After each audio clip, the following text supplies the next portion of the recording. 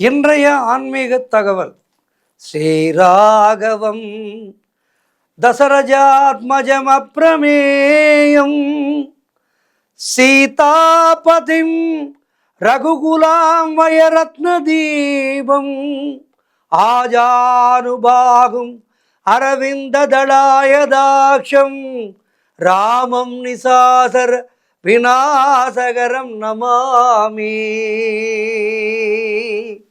ராமநாமம், இந்த ராமநாமமானது நமக்கு எல்லா விதமான நலங்களையும் கொடுக்கக்கூடியது. ராமநவமி நன்னாள். இந்த நல்ல நாளிலே உலகங்கள் புகழ்கின்ற ஒரு மந்திரம், அது யுகம் ஜோறும் பஜிக்கின்ற திருமந்திரம், நம் வாழ்வில் வினை நீக்கும் ஜீவ மந்திரம், அது ஸ்ரீராமன் என்கின்ற ராம மந்திரம். அந்த ராமநாமத்தை சொல்லி, ராமநாமமானது நமக்கு 9 விதமான பக்திகளை, அதாவது நவ பக்திகளை உணர்த்துகின்ற அற்புதமான ஒரு தெய்வம். இந்த ராம சரிதத்திலே வருகின்ற ஒவ்வொரு சம்பவங்களும் நமக்கு ஒவ்வொரு வகையிலே பக்திக்கு உதாரணமாக திகழ்கின்றது. அந்த நவ பக்திகளை என்ன என்று பார்க்க இருக்கின்றோம். அது என்ன 9 விதமான பக்திகளை உணர்த்துகின்றது என்றால், இந்த பக்தியிலே நவபக்திகள் என்று சொல்வார்கள். நவபக்திகள் கீர்த்தனம், ஸ்மரணம், பாதசேவனம், வந்தனம், அர்ச்சனம், சிரவணம், சக்கியம், தாஸ்யம், ஆத்ம நிவேதனம். இவைதான் நவபக்திகள். இவை ஒவ்வொன்றாக பார்ப்போம். கீர்த்தனம், கீர்த்தனம் என்பார் ராமனுடைய மகிமைகளை பாடி மகிழ்வது. ராமனின் நாமம் சொல்வோம், ராம பக்தியில் திளைப்போம் என ராமரை பாடுவது, பாடி மகிழ்ந்து பக்தி செய்வது என்பது வால்மீகி முனிவர் ராமனுடைய வாழ்க்கையை காவியமாக தந்து அந்த ராம கீர்த்தனம் என்பதற்கு ஒரு முத்தாய்ப்பாக ராமாயணத்தை நமக்கு வைத்திருக்கின்றார். இது ராம கீர்த்தனம். கீர்த்தனம் என்றால் அவனை பாடி பணிவது. எனக்கு எதுவுமே தெரியாது ஐயா, சமஸ்கிருதம் தெரியாது, ஸ்லோகம்லாம் சொல்ல தெரியாது, நான் எப்படி பண்ணுறது? ராமா ராமா ராமா ராமா ராமா என்று பாடுவோம். ராமனை பாடு, அது போதும். அந்த 2 வரி ராமா என்கின்ற நாமத்தை பாடினாலே போதும்.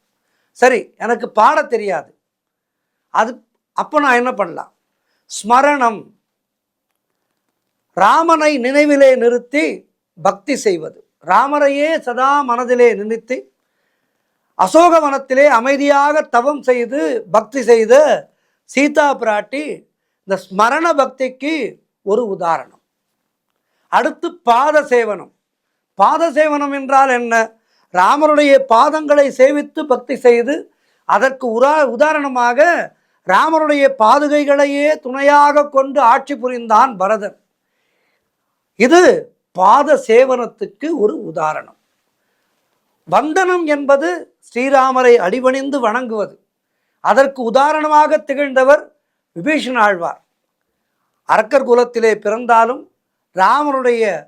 அவருடைய பக்தியை பின்பற்றி ராமராஜ்யம் அமைத்து பீஷ்ணாழ்வாராக திகழ்ந்தார். அடுத்து அர்ச்சனம். அர்ச்சனம் என்றால் ஸ்ரீராமரை வழிபடுவது. அதற்கு உதாரணமாக திகழ்ந்தவர் பல ஆண்டுகளாக ராமருக்காக காத்திருந்த சபரி என்கின்ற பெண்மணி. இறுதியிலே ராமரால் மோட்சம் பெற்றார். அடுத்து சிரவணம்.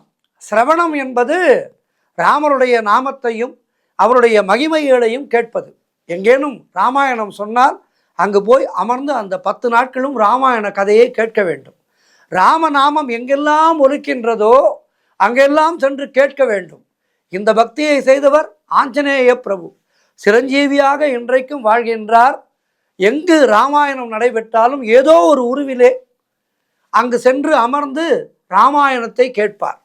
ஆக ஆஞ்சநேயர் நம்முடைய அற்புதமான சிரவண பக்திக்கு உதாரணம். அடுத்து சக்கியம். சக்கியம் என்றால் ஸ்ரீராமரோடு நட்பை வளர்த்து கொண்டு பக்தி ஏற்படுத்தி கொள்வது. ராமனை ஒரு நண்பனாக பார்ப்பது. ராமனிடம் நட்பு கொண்டு அவருக்கு சேது அணை கட்ட யுத்தத்திலே பக்தி பூர்வமாக உடன் இருந்து துணை புரிந்த பல்லாயிரமான வானரப்படைகள் இந்த சக்கியத்துக்கு உதாரணமாக திகழ்கின்றார்கள். அடுத்து தாசியம். தாசியம் என்றால் என்ன? ராமனுடைய அடியவரை சேவிப்பது, ராமனுக்கே துணை தொண்டு, ராமனுக்கே தொண்டு புரிந்து ராமதாசனாக இருந்து கடைசி வரை பக்தி செய்த லக்ஷ்மணனை இது குறிக்கும். ஆகவே இப்படிப்பட்ட பக்தி என்பது மிக உயர்ந்த பக்தி, லக்ஷ்மணனை போன்ற பக்தி. அடுத்து ஆத்ம நிவேதனம். ஸ்ரீராமனிடம் தன்னையே முழுமையாக ஒப்படைப்பது, இதுதான் ஆத்ம நிவேதனம். நல்லதோ கெட்டதோ எனக்கு எது வந்தாலும் ராமா, எல்லாம் உன்னை சேர்ந்தது என அனைத்தையும் ராமபிரானுடைய பாதத்திலே சமர்ப்பிப்பது. இதற்கு உதாரணம் ஜடாயு. ஆக இந்த 9 விதமான பக்திகளை நாம் மனதிலே கொண்டு, இந்த 9 விதமான பக்திகளிலே நமக்கு எது வரும், நமக்கு எது கைகூடும் என்று நினைத்து அதன்படி பக்தி செய்தல். இந்த ஜென்மத்திலே இறைவனை பாடுகின்ற ஒரு பாக்கியத்தை அடியனுக்கு அளித்திருக்கின்றார்.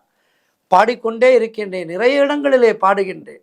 மக்கள் மகிழும் வண்ணம் அந்த இறைவனை பாடுகின்ற பணியை எனக்கு அளித்திருக்கின்றான். அதுபோல் நமக்கு இறைவன் எதை தந்திருக்கின்றானோ அதன் மூலம் இறைவனை நாம் அடைய வேண்டும்.